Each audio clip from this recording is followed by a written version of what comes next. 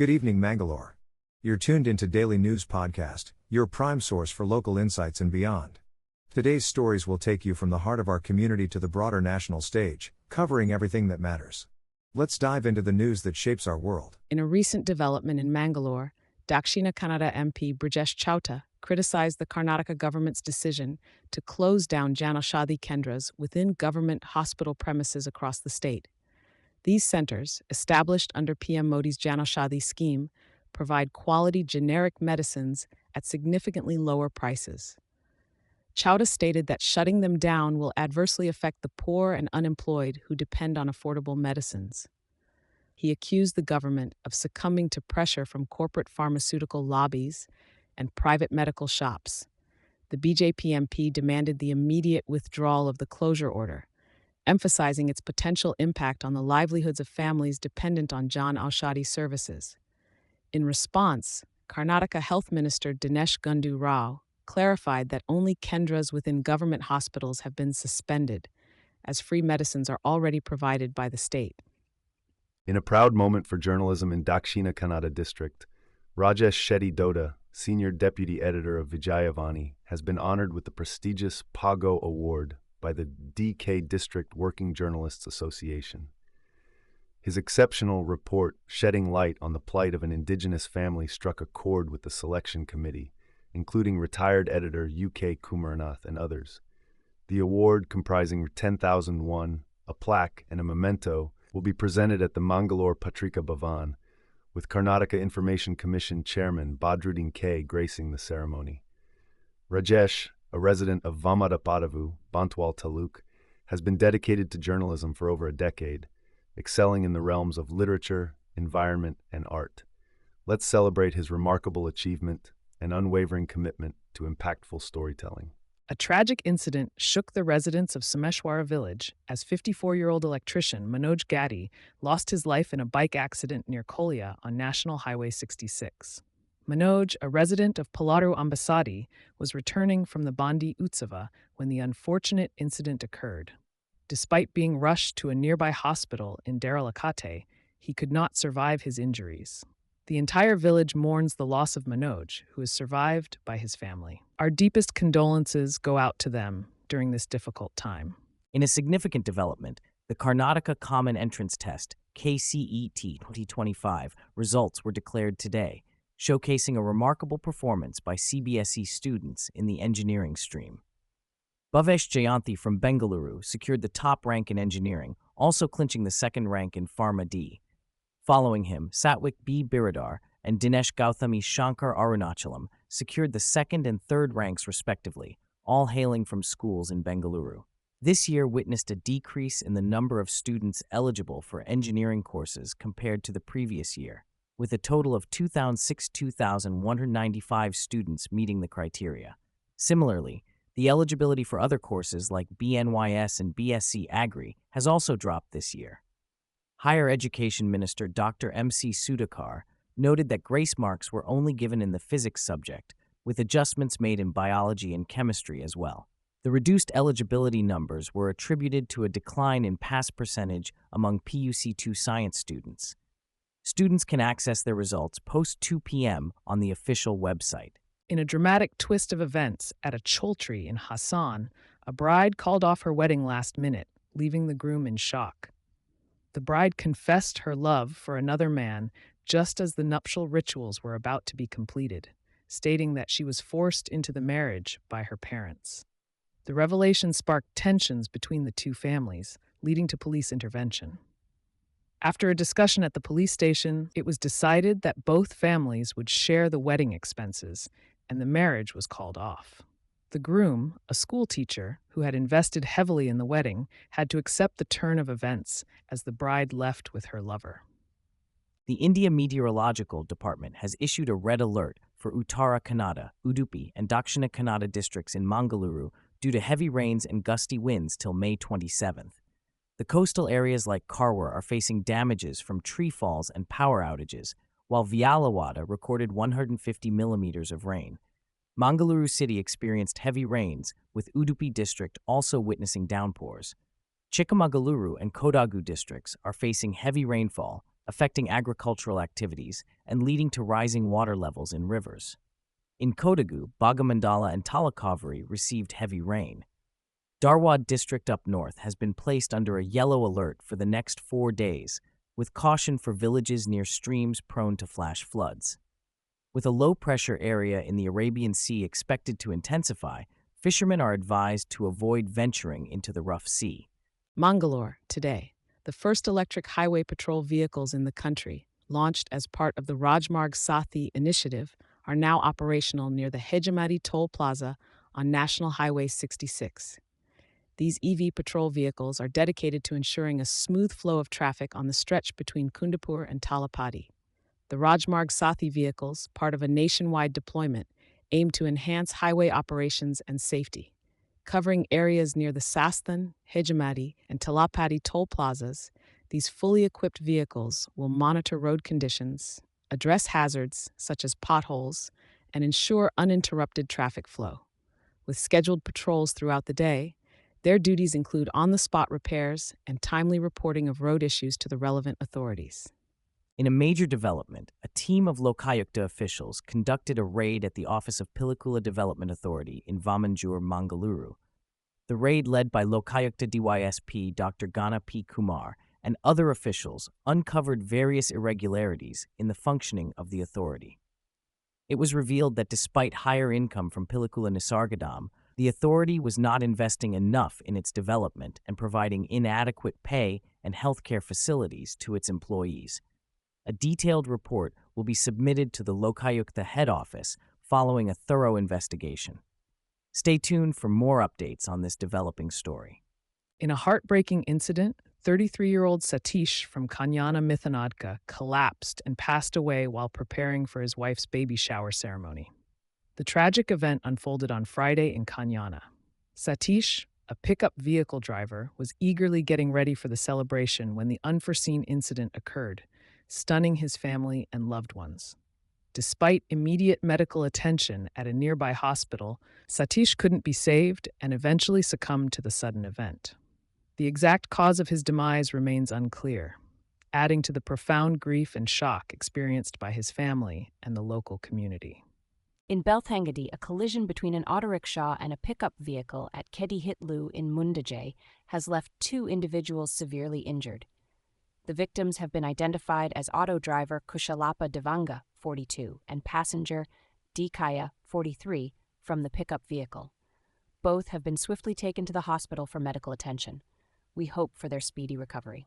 In news from Mangalore today, a shocking revelation from Gujarat as a man named Sadev Singh Gohil has been arrested for sharing sensitive information about the Indian Air Force and the Border Security Force with a Pakistani agent.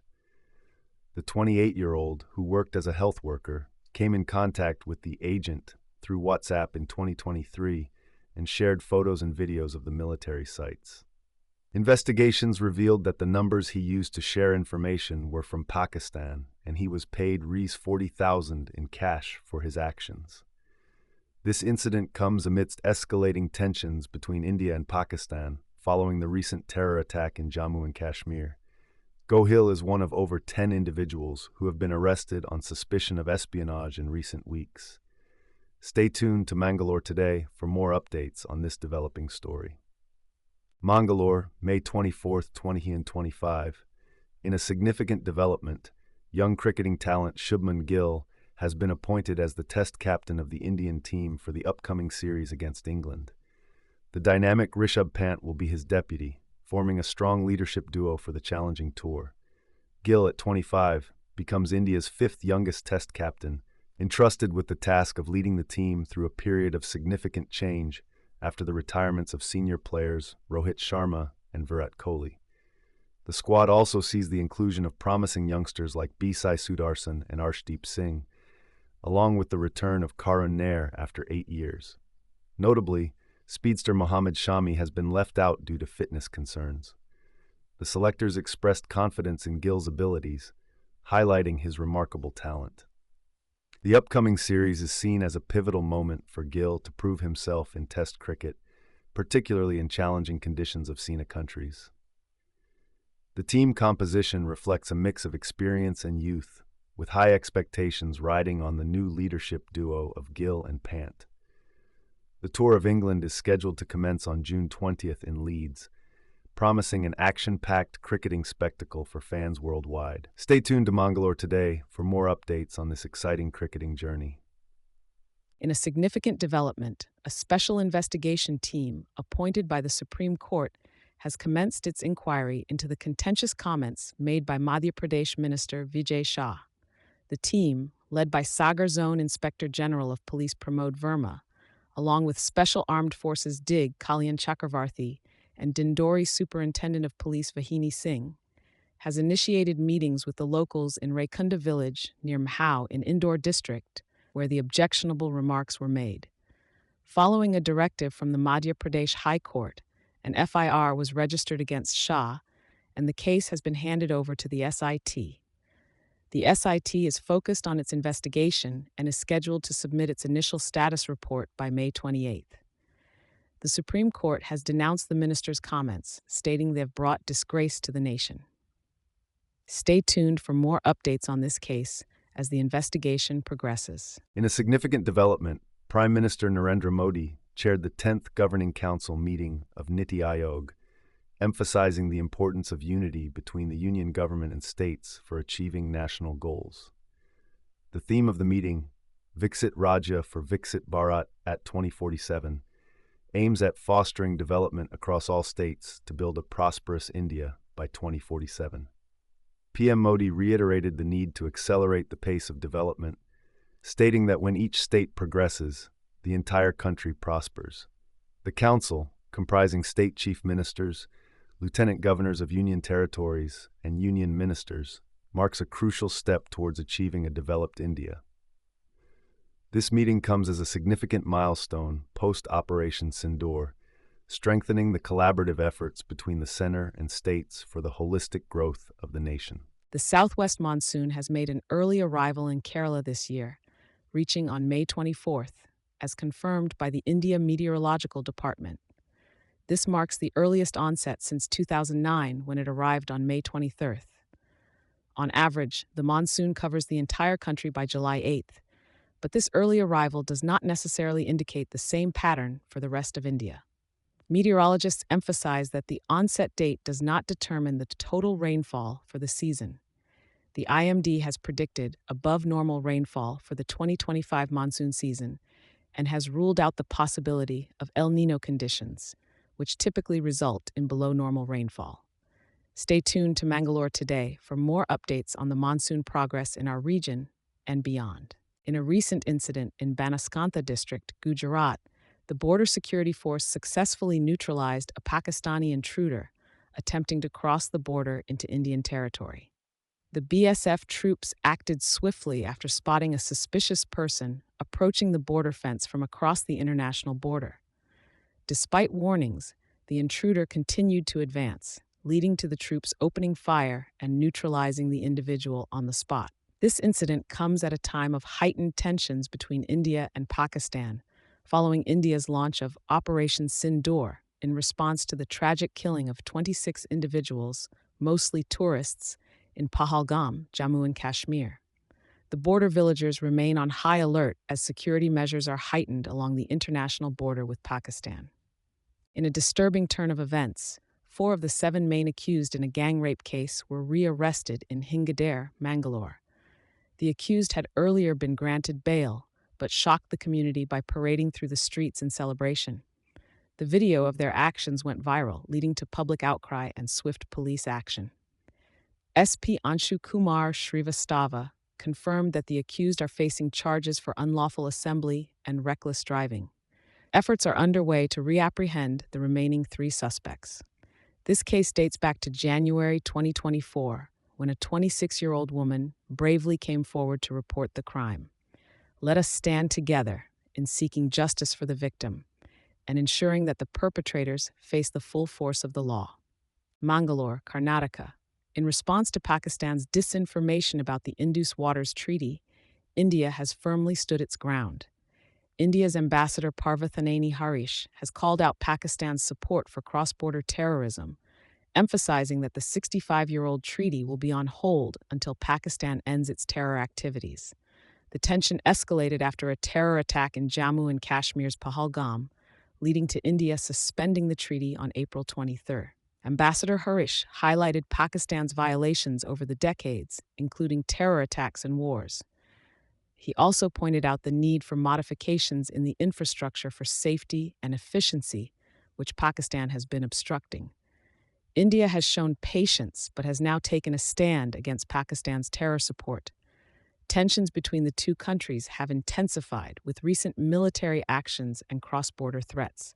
India remains firm in protecting its interests and fighting against terrorism. In a dramatic turn of events, an Indigo plane en route from Delhi to Srinagar faced a terrifying hailstorm and severe turbulence.